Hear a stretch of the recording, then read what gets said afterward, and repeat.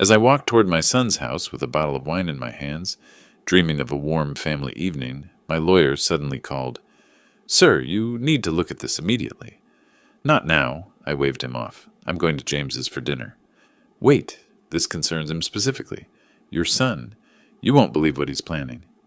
I was shocked. Before we continue, please subscribe to the channel and let us know where you're listening in the comments. The wine bottle felt heavier than usual as I carried it up the stone walkway to James's house. North Phoenix sprawled around me, all desert landscaping and red tile roofs baking under the afternoon sun.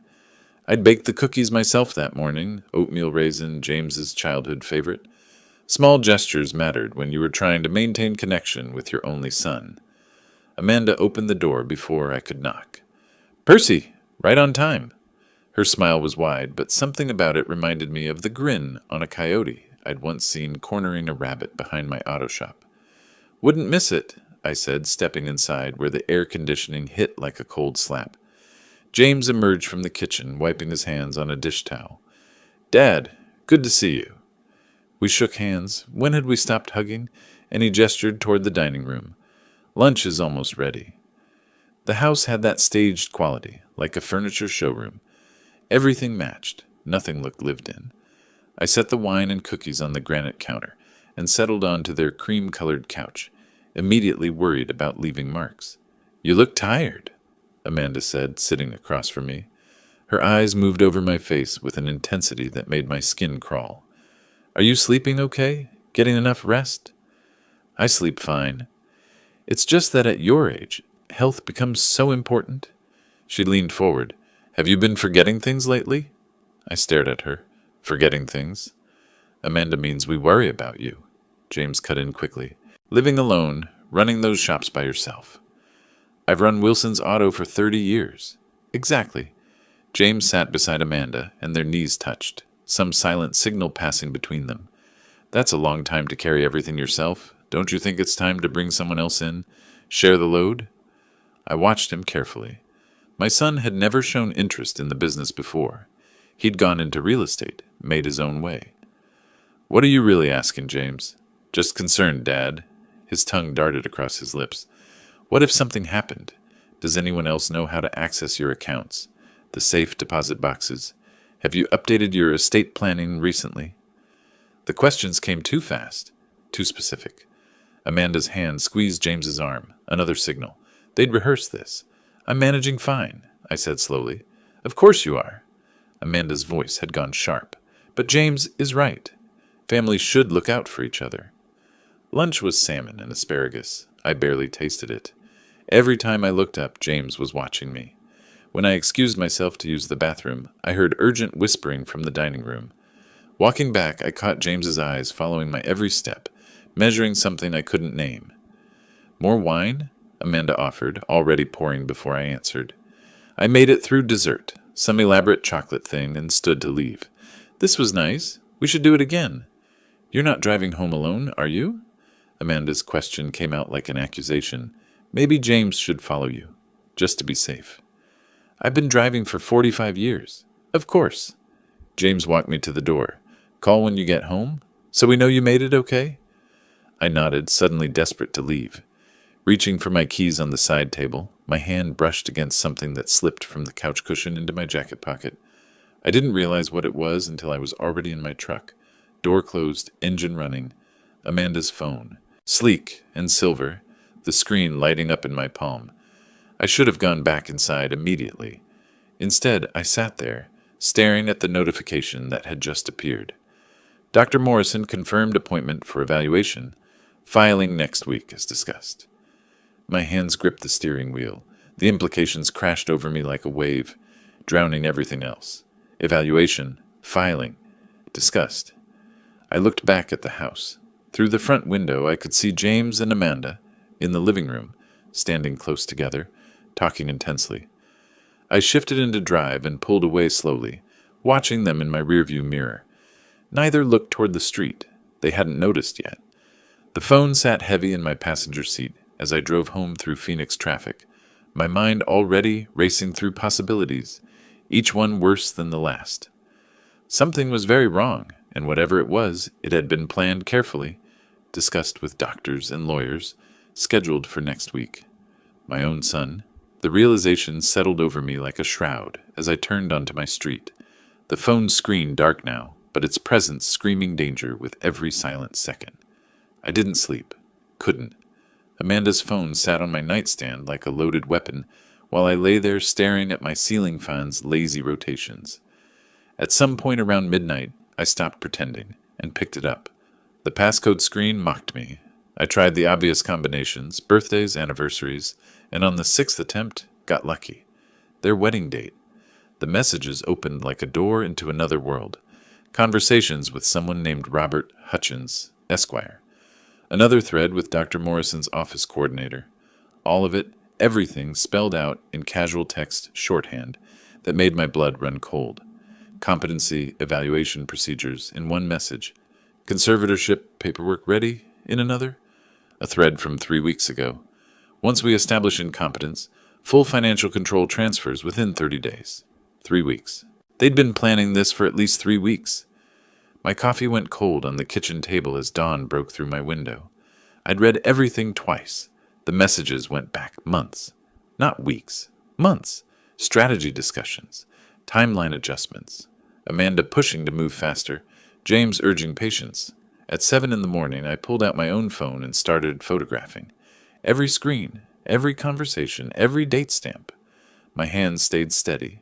30 years running a business teaches you to document everything. By 9:30, I was back in my truck with Amanda's phone, driving across Phoenix toward their house. James would be at work. I'd return the phone to Amanda, watch her face, see if she'd reveal anything. Their street was quiet, drowsy with mid-morning stillness. I parked at the curb and walked up the stone pathway, phone in my jacket pocket. The day was already heating up, promising another scorcher. Then I heard James's voice, through the living room window, partially open to catch the breeze. His words carried clear and sharp. The lawyer said once Dad signs the medical consent form at dinner, we can fast-track the competency hearing. Dr. Morrison's report is already written. I froze on the walkway, my body pressed against the exterior wall beside the window. Amanda responded, her voice eager and bright. And the evaluation? He agreed to that? He doesn't know he's agreeing to anything. James laughed. Actually laughed. It's buried in the family trust paperwork I'll bring to dinner. The old man won't even read it carefully. And then? Amanda's excitement was palpable. Then Dr. Morrison evaluates him using the consent form Dad signed without knowing. Morrison's already been paid to find him incompetent. The hearing happens fast, maybe 2 weeks. Judge signs the conservatorship order, and everything transfers to me as his guardian. How long until we can access the money? The lawyer said once I have conservatorship, I control everything immediately. The business, the properties, all accounts. We'll need to maintain him somewhere, probably that care facility in Tempe. But that's cheap compared to what we're getting. I stopped breathing. My son was discussing warehousing me like unwanted furniture while stealing everything I'd built. When's the dinner? Amanda asked. I'm calling him tonight. Make it sound like reconciliation. He's desperate for family connection. It'll be easy. How much is it all worth? James paused. The lawyer estimates between 3 and 4 million total. The auto shops alone are worth 2 million, and the properties in Scottsdale have appreciated like crazy. My jaw clenched so hard I thought my teeth might crack. 4 million, they'd calculated it. Estimated my worth like livestock at auction. I forced myself to move, walking backwards slowly, watching the window. Neither of them appeared. I reached my truck, climbed in, and drove away with my hands shaking on the wheel. The rest of the day disappeared into a fog. I sat in my home office, Amanda's phone on one side of my desk, my own phone on the other, the screenshots displayed on my computer screen, evidence, timeline, names. When James called that evening, I was ready. Dad, it's James. His voice was warm, concerned, completely false. Listen, I feel terrible about yesterday. Amanda and I talked, and we want to make things right. How about dinner here next Tuesday? Just family, a real conversation. I let 3 seconds of silence stretch between us, while I stared at the screenshot showing their conspiracy. That sounds good, son. I'd like that. Really? That's great. He sounded relieved, probably thinking I was still the naive old fool he expected. How about 7 o'clock? What time should I arrive? I kept my voice neutral, empty. 7's perfect. And Dad, I'm really glad we're doing this. Me too. I ended the call and sat in the darkness of my office, the glow from my computer screen illuminating the evidence of my son's betrayal. He thought he was setting a trap for me. He thought I'd walk in blind and sign away my life while he watched and smiled. But I'd seen the trap. I knew the bait. I understood the mechanism. And now, sitting alone in my house with proof of their conspiracy burning on my screen, I realized something that should have terrified me, but instead felt cold and clarifying. The war had begun. I just needed to fight it, smarter than they expected. Tuesday was 6 days away. 6 days to plan.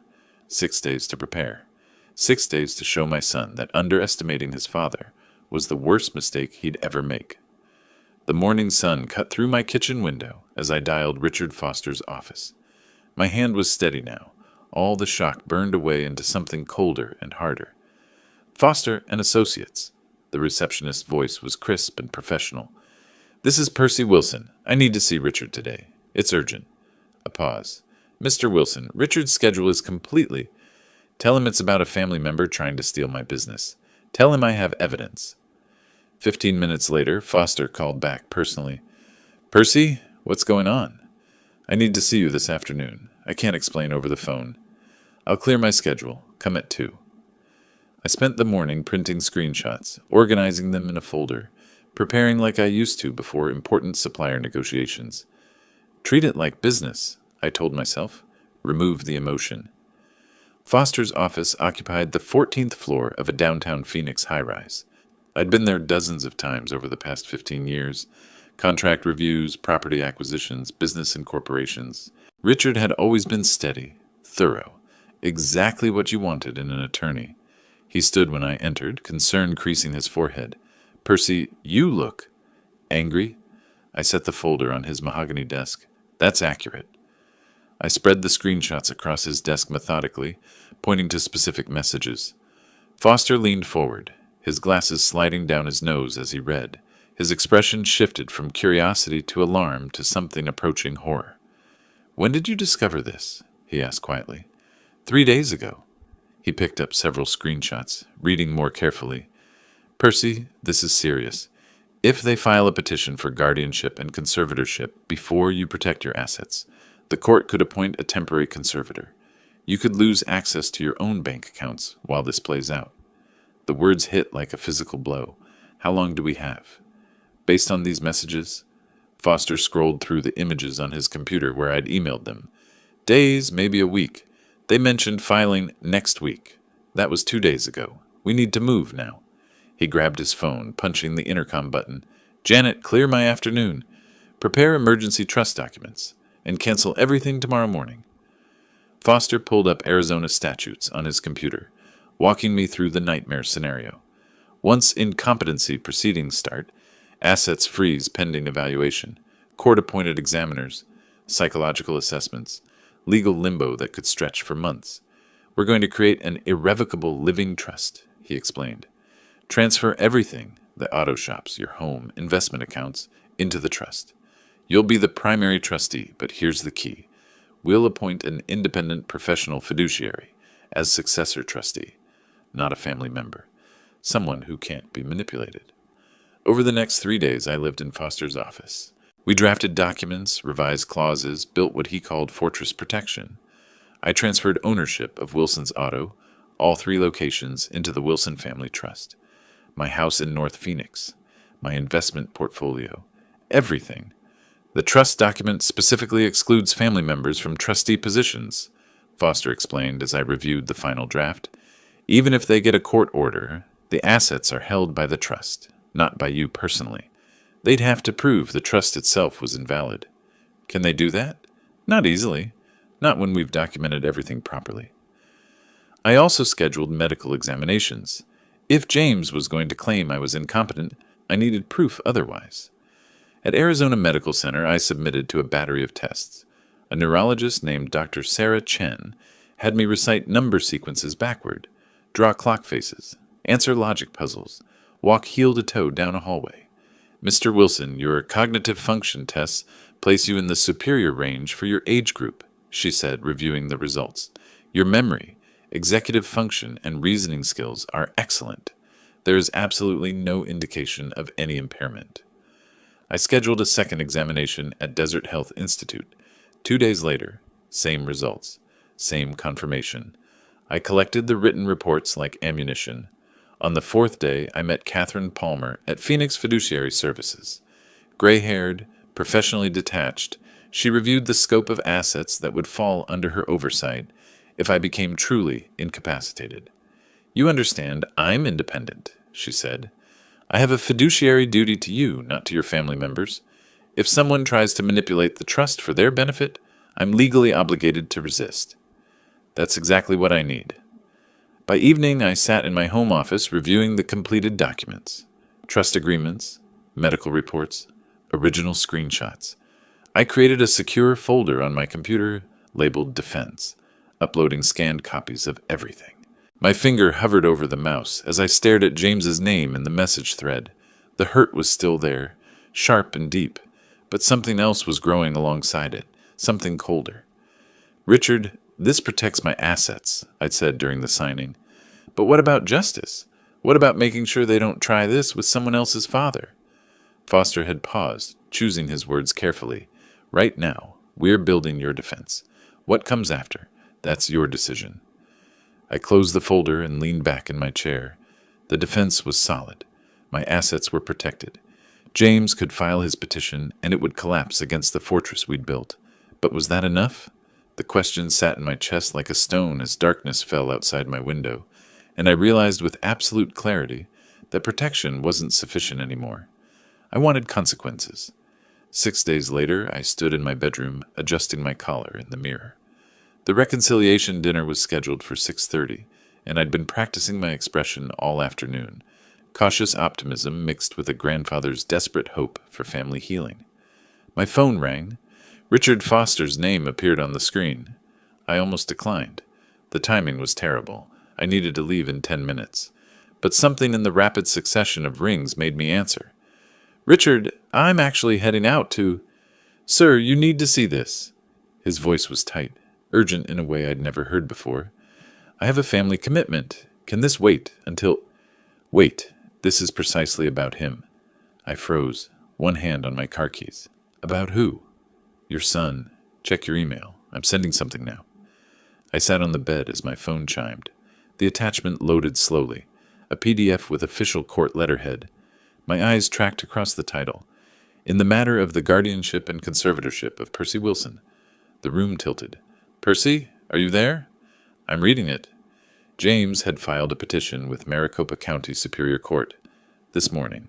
While I'd been choosing what shirt to wear to our reconciliation dinner, my son had been submitting documents to a judge claiming I suffered from advanced dementia and couldn't manage my financial affairs. The petition was thorough, detailed, devastating if it were true. Alleged incidents of confusion at my auto shops, conversations I supposedly couldn't follow, appointments I'd missed, employees I'd failed to recognize, all fiction. Reported financial mismanagement, unpaid bills, bounced checks, suspicious withdrawals. Complete fabrication. My shops were thriving. I hadn't bounced a check in 30 years. Then I reached Dr. Timothy Morrison's psychological evaluation, dated 2 weeks ago.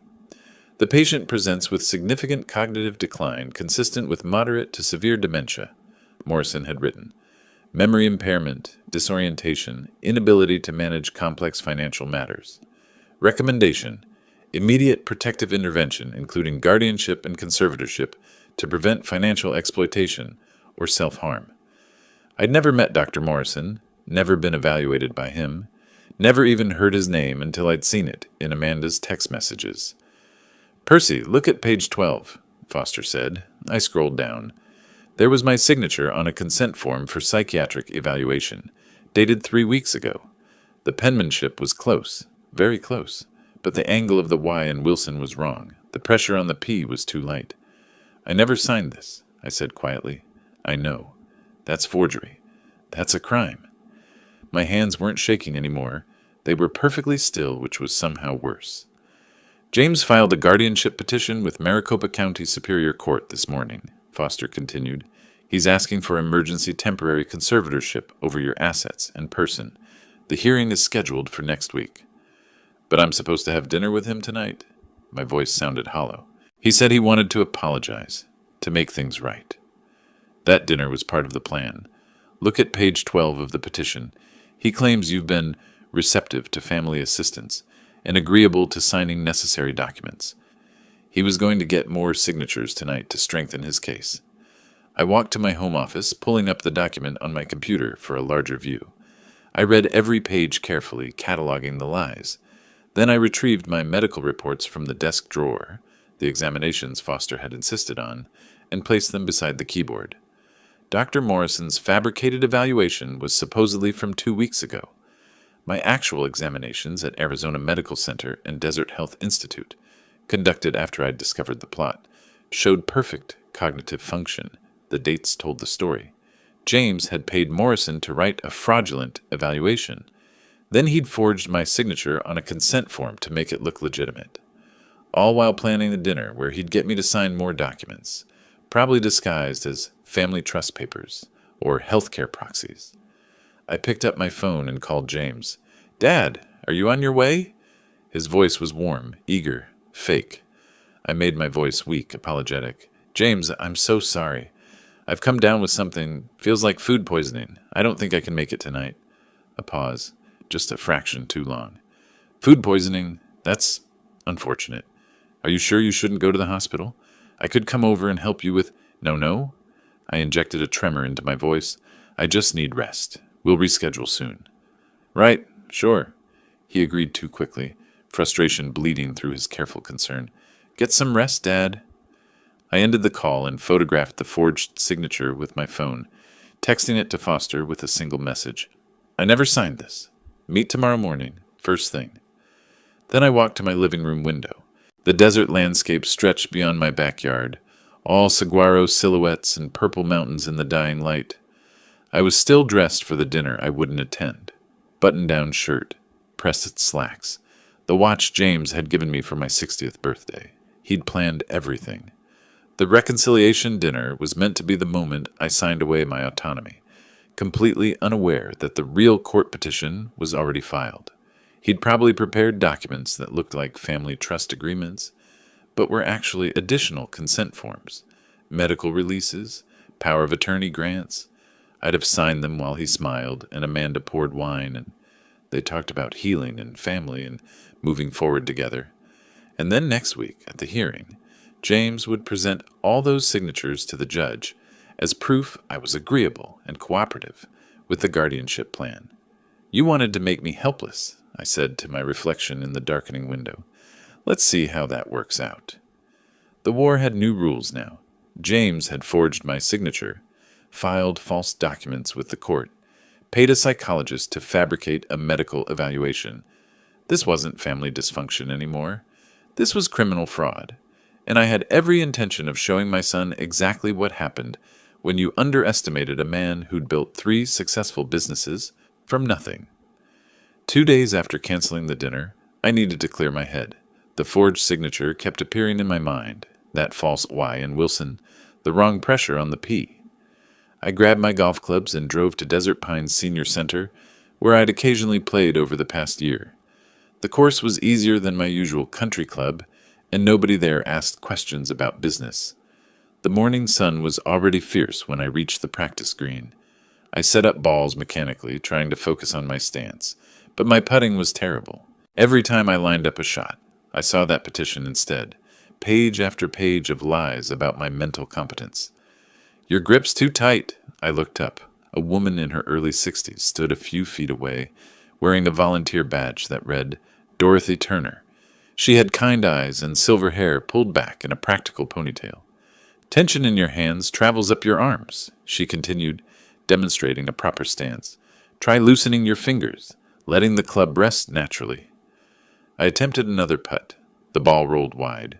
"It's not really about golf, is it?" Her voice was gentle, professional, like she'd spent years reading people's distress. Something about her manner made me lower my guard. Maybe it was exhaustion. Maybe it was the fact that she was a stranger who didn't know James, didn't know my business, didn't have any stake in my life. Within 20 minutes, we'd moved to a shaded patio table, and I was explaining everything. Dorothy listened without interrupting. When I finished, she nodded slowly. My friend Margaret, her nephew, tried something similar 5 years ago, she said. Filed paperwork claiming she couldn't manage her finances. What saved her was evidence. Daily logs, witness statements, proof she was living a normal, competent life. I have medical evaluations, I said. Clean bill of health from 2 doctors. That's excellent. But you also need to show daily competence. Are you documenting your business decisions? Keeping records of your activities? The court wants to see ongoing capability, not just a snapshot. She pulled a small notebook from her volunteer vest and started writing, not about my story, but practical actions. Daily activity logs, witness statements from colleagues, photographs engaging in complex tasks. Her former nurse's training showed in her methodical approach. I coordinated patient care for 30 years, she explained. I've seen competency evaluations go both ways. The ones that succeed for the patient always have documentation. My phone rang. Marcus Chen, my parts supplier. Percy, just checking in. Everything okay with the business? Someone called, asking about our relationship. Said they were concerned about billing issues. I felt ice form in my chest. What billing issues? That's what I said. There aren't any. You've never missed a payment. I just thought it was strange. I thanked him and hung up. Dorothy watched my expression change. 15 minutes later, my accountant called. Got a strange inquiry from your daughter-in-law. She was asking about your financial management, whether I'd noticed any confusion in your instructions lately. The third call came from Frank Rodriguez, my head mechanic for 12 years. Boss, I got a weird call from James today. Frank sounded uncomfortable. He was asking if you've been forgetting things at the shop, making odd decisions. I told him you're sharp as ever, but I thought you should know. What exactly did he ask? If you've been confused about orders, missing appointments, that kind of thing. I shut it down fast, but, Percy, what's going on? I ended the call and stared at my phone. 3 calls in an hour. 3 of my key business relationships, all within days of me canceling that dinner. They're poisoning the well, I said quietly, calling my business contacts, planting doubts. Dorothy's expression hardened with recognition. Then you need to document everything. Every call, every conversation, and you need to reach out to those contacts yourself before the rumors take root. She tore a page from her notebook and wrote her phone number. Call me if you need someone to talk to who understands these situations. What you're facing, it's not just legal, it's psychological warfare. I stood, pocketing her number. Thank you for listening, for the advice. Don't let them isolate you, she said. That's how these things work. They cut you off from your support system, make everyone doubt you. Stay connected, stay visible, keep living your life competently and publicly. Driving home, I made a mental list of every business relationship James and Amanda might target. My banker, my insurance agent, the leasing company for my shop locations, anyone who might testify about my capability or lack thereof if this went to trial. They weren't just attacking me in court. They were attacking my reputation, my credibility, the foundation of trust I'd spent 30 years building in the Phoenix business community. I pulled into my driveway and sat in the truck, phone in hand. Dorothy's words echoed, psychological warfare. Fine. If they wanted war on multiple fronts, I'd fight on multiple fronts. But first, I needed to understand what made them this desperate. People didn't forge signatures and destroy their relationships with their father without serious motivation. I needed to know what James and Amanda were really running from. The next morning, I sat across from Richard Foster as he introduced a man named Martin Reeves. Early 40s, sharp suit, carrying a leather portfolio that looked well used. Martin's helped me with corporate investigations, Foster explained. Background checks, financial due diligence. He's thorough and discreet. I authorized a full financial background check on James and Amanda. Whatever was driving them to commit fraud, I needed to understand it. Look for debt, I told Reeves. Look for pressure. Find out why they need my money so desperately. 3 days later, Reeves returned with a thick folder. I read it in Foster's office, using a yellow highlighter to mark key figures. James had accumulated $180,000 in online poker debts, multiple gambling platforms, many operating in legal gray areas. The losses stretched back 18 months, accelerating in recent months. Amanda had borrowed $90,000 against an old property in Tempe, a house they'd owned before buying their current place. The loan application claimed home improvements, but the money had disappeared into their joint account within weeks. "Your son has a serious gambling problem," Reeves said, pointing to a specific section. "These aren't casual bets. He's in deep with some offshore platforms that don't take kindly to non-payment. The biggest concern is this offshore processor. They've been known to sell debts to collection agencies that operate in legally questionable ways. I studied the numbers. So if someone bought this debt, they'd have leverage over James. Significant leverage, especially if the buyer could threaten to expose the gambling activity or call the debt immediately. I photographed specific pages with my phone and texted them to Foster. "Can we buy this debt?" Foster looked up from his computer. "Potentially. These offshore groups often sell distressed debt at a discount. They'd rather get something than nothing. Make it happen, anonymously." Over the next 2 days, Foster negotiated through legal intermediaries I'd never meet. Meanwhile, I tried to maintain normalcy. I ran my shops, reviewed inventory, met with customers, and I met Dorothy for coffee. She'd suggested a quiet cafe in Old Town Scottsdale, away from my usual haunts. We talked about things unrelated to legal battles, classic films, desert hiking trails, her volunteer work with cognitive therapy patients.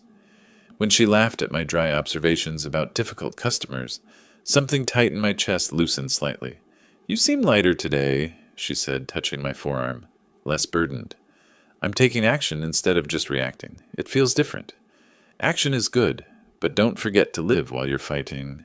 Her eyes were serious. "My friend Margaret, she got so consumed with her legal battle that she forgot to enjoy anything. Don't let them steal that from you, too." 2 days later, Foster called. The offshore group was very motivated to sell.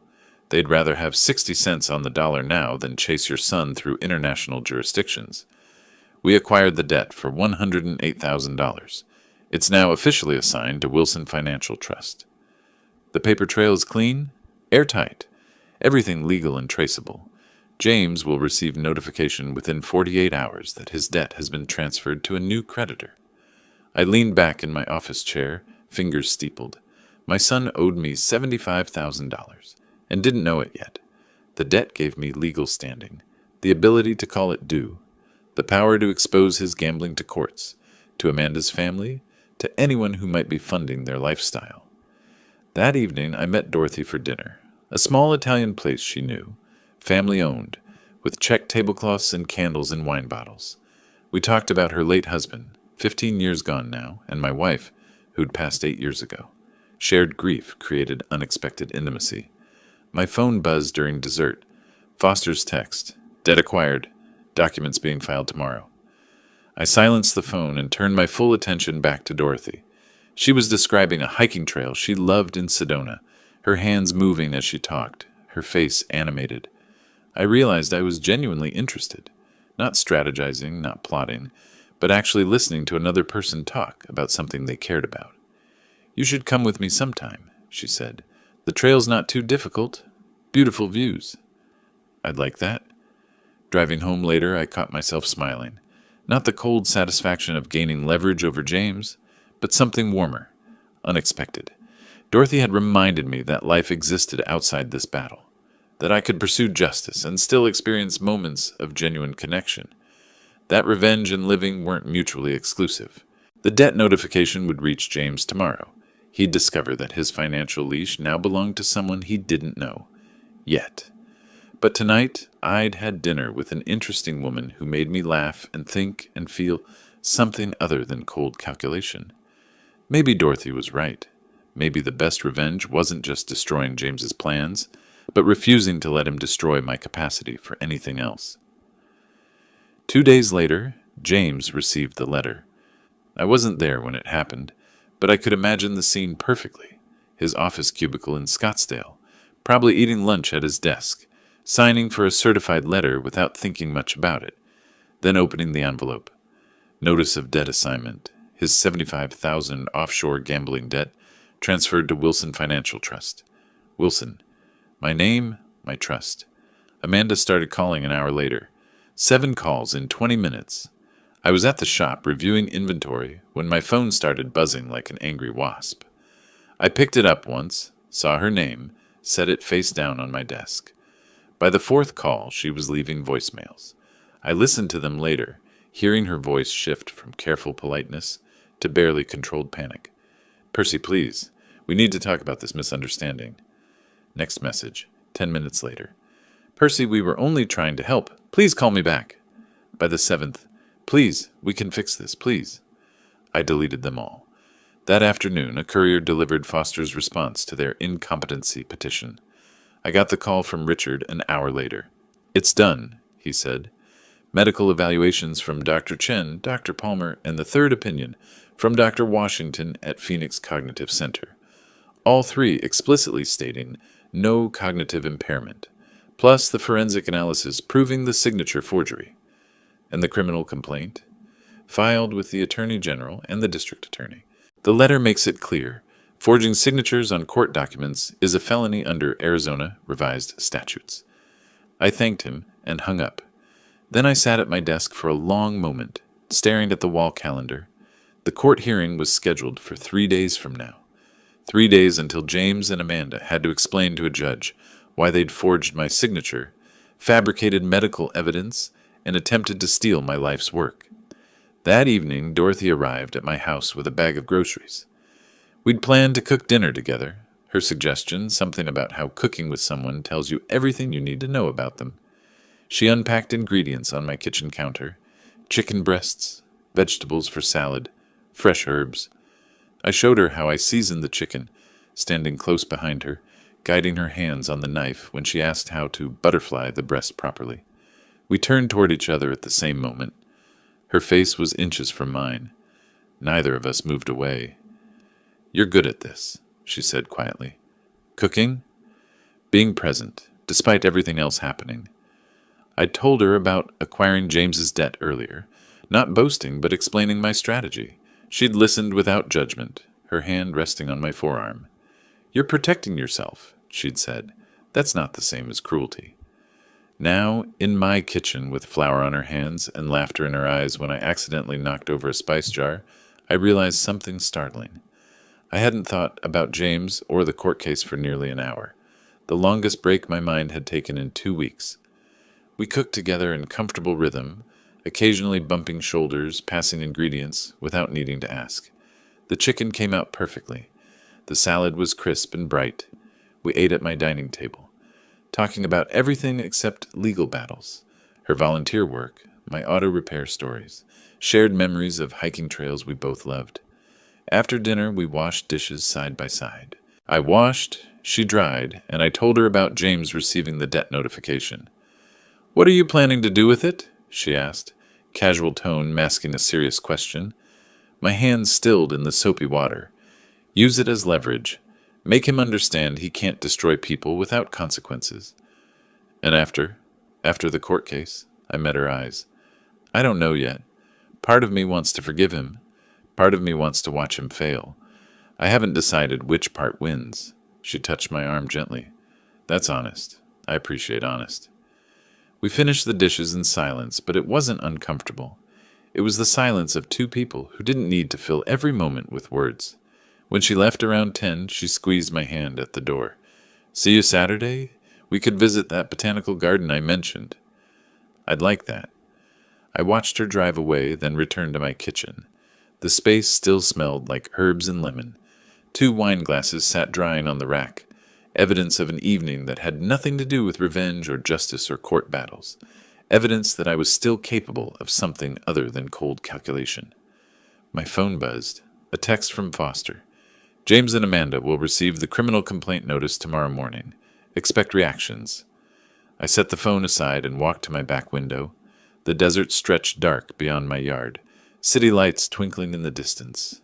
Let them panic, I thought. Let them understand what it feels like to watch your life come apart because of someone else's choices. But standing there in my kitchen that still carried the warmth of Dorothy's laughter, I realized something unexpected.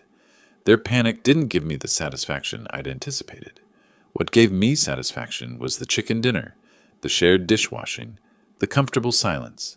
Revenge was necessary, but it wasn't enough. I was learning the difference. 4 days later, on Saturday morning, I watched through my front window as James's car pulled into my driveway.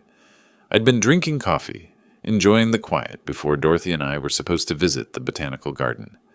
Now I set the mug down carefully and observed. Amanda sat in the passenger seat, shoulders rising and falling with deep breaths, composing herself. James checked his reflection in the rearview mirror, adjusting his collar. They were preparing for a performance. I pulled out my phone, opened the voice recording app. Arizona was a one-party consent state. I could legally record any conversation I participated in. I tested it briefly, speaking my name, playing it back. Clear audio.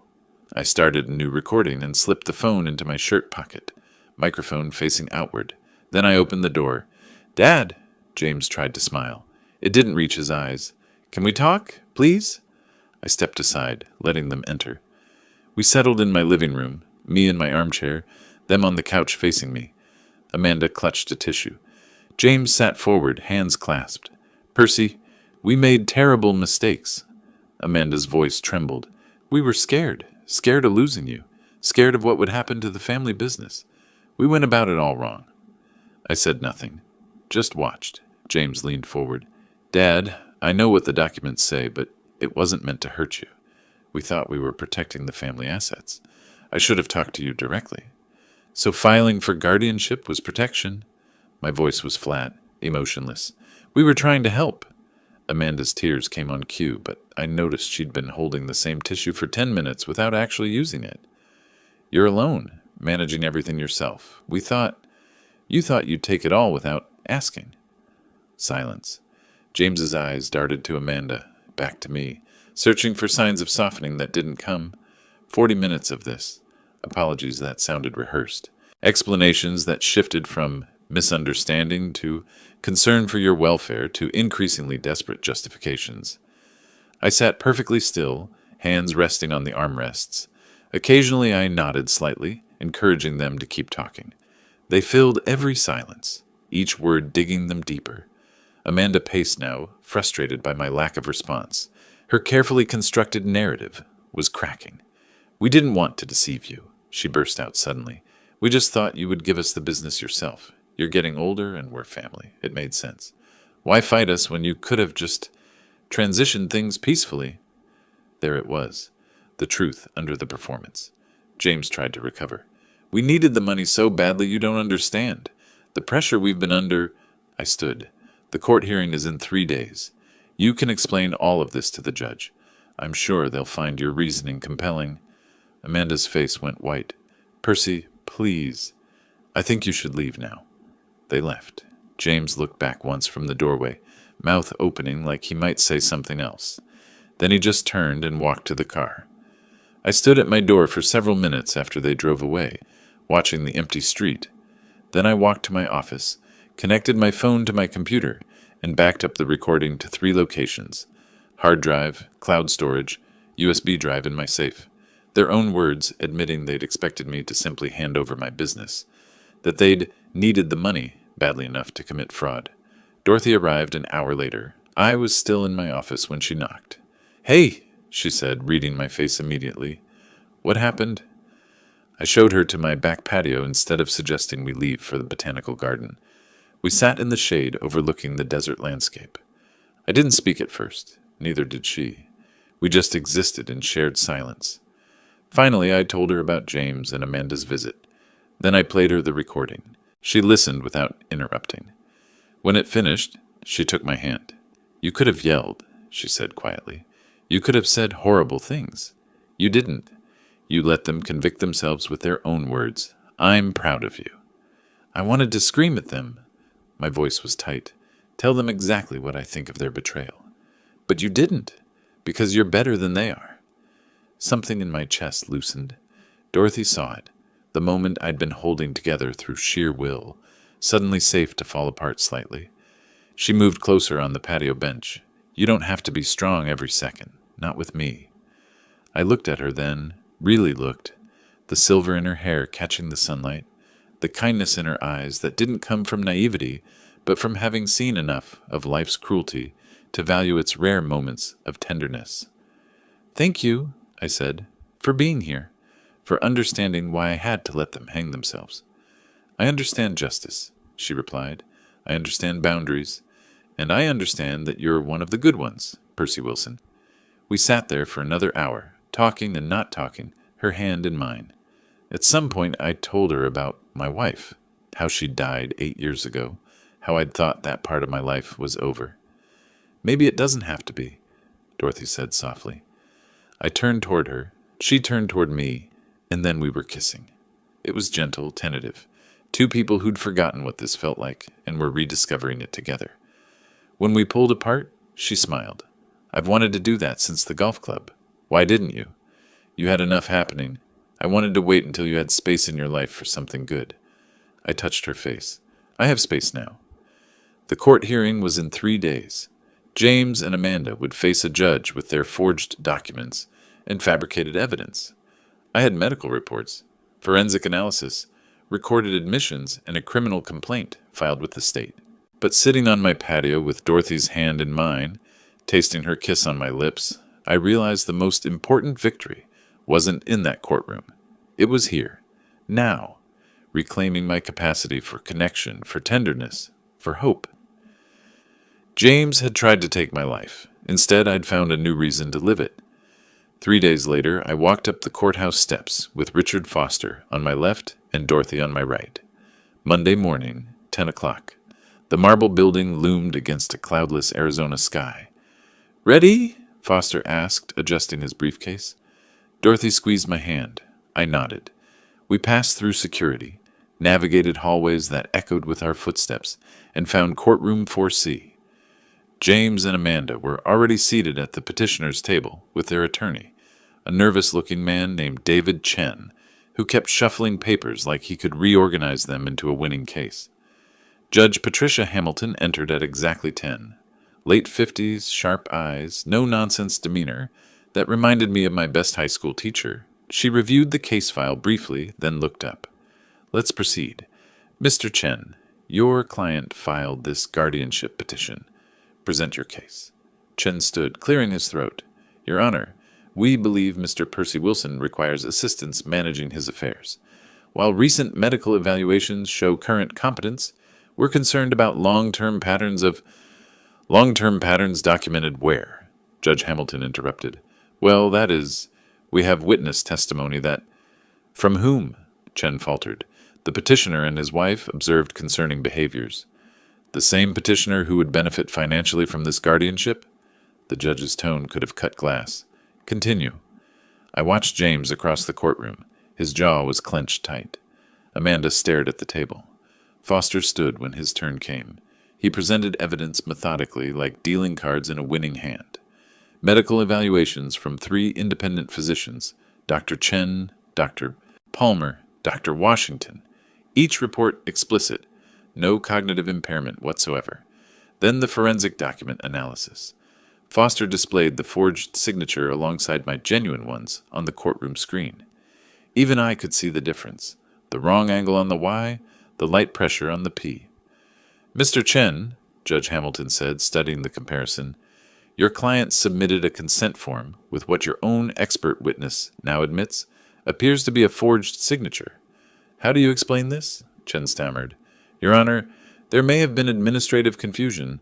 Perhaps Mr. Wilson signed a different document, and—" "Administrative confusion doesn't explain 3 different forensic analysts, all concluding this signature is fraudulent." She looked at Foster. "Is there more?" "Yes, Your Honor. An audio recording made legally under Arizona's one-party consent law." I watched James's eyes close as Foster played it. The courtroom speakers broadcast every word. Amanda's voice.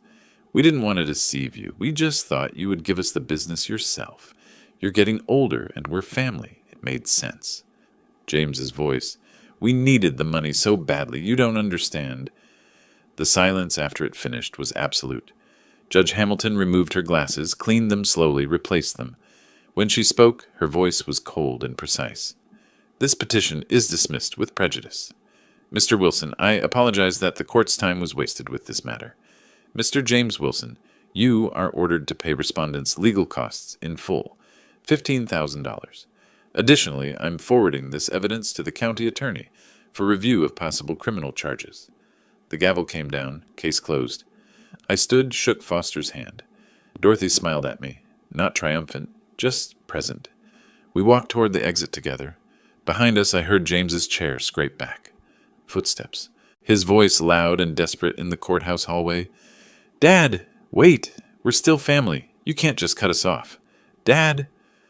I didn't turn around. Dorothy's hand was in mine, steady and warm. "Keep walking," I said quietly. We kept walking. In the parking lot, I stopped beside my truck and looked back at the building. James stood on the courthouse steps, Amanda pulling at his arm, trying to lead him away. He looked small from this distance, defeated. I felt no triumph, no satisfaction in his failure, just relief that it was over. Dorothy leaned against me. "How do you feel?" "Tired," I said honestly, and ready to start thinking about something other than court cases. "Good," she kissed my cheek, "because I have some ideas about that." We drove home through midday Phoenix traffic, and for the first time in weeks, I didn't think about revenge or justice or legal strategies. I thought about what came next, what I wanted to build instead of what I needed to protect. The war was over. I'd won. Now I needed to figure out what victory actually meant. The morning after the hearing, I gathered my 3 senior managers in my office. Frank Rodriguez, who'd been with me for 12 years, Lisa Chen, operations manager for 8, Tom Bradley, parts supervisor for 6. "I'm stepping back," I told them. "Not selling, not closing, just stepping back." Frank grinned. "About time, boss. I built this business over 35 years. It's been my life. But I realized something recently. It shouldn't be my entire life. You all keep it running. I'm just making it official."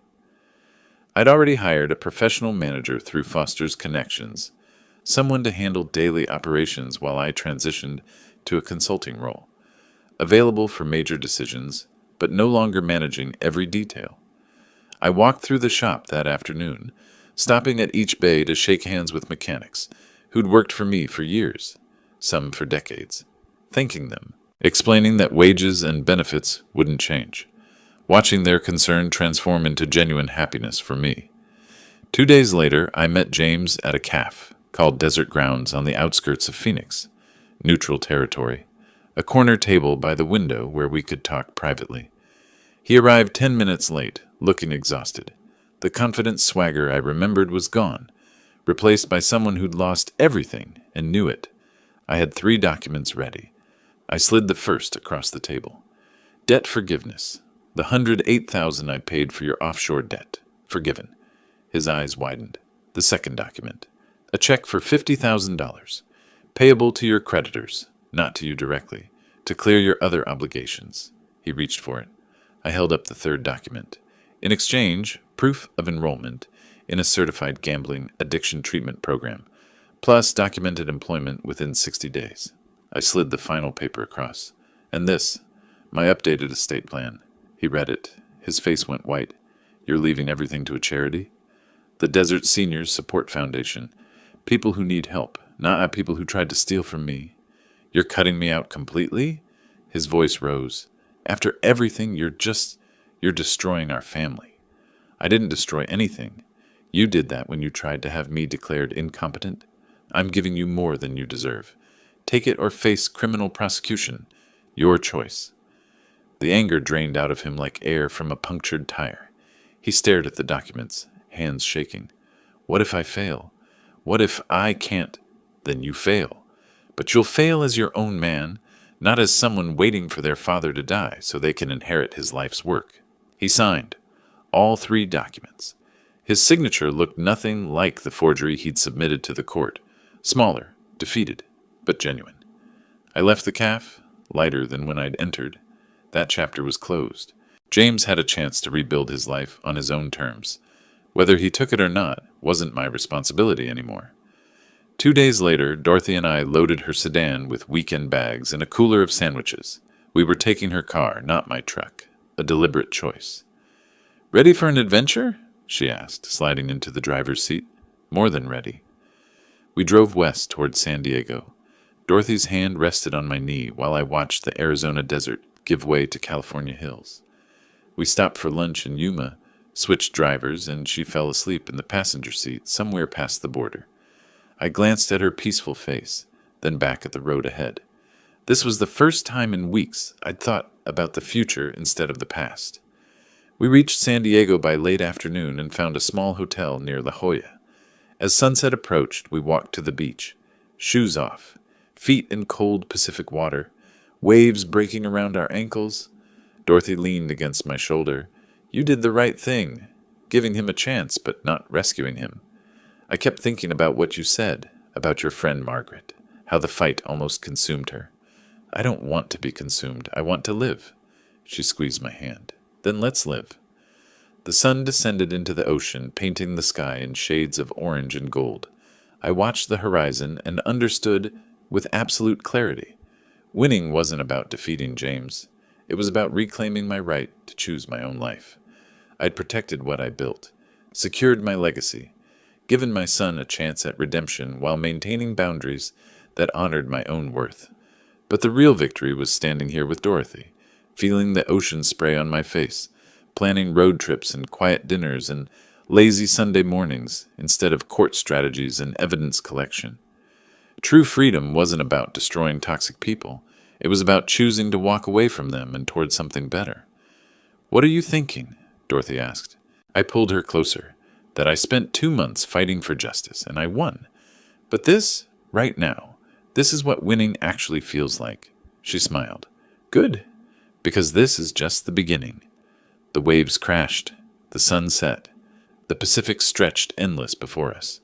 And somewhere behind me, Phoenix and all its battles felt very, very far away. I'd survived my son's betrayal, built defenses, fought in court, offered mercy with boundaries. Now I was free to do the only thing that ever really mattered. Live well. If you like this story, please like this video, subscribe to the channel, and share your impressions of this story in the comments. To listen to the next story, click on the box on the left. Thank you for watching.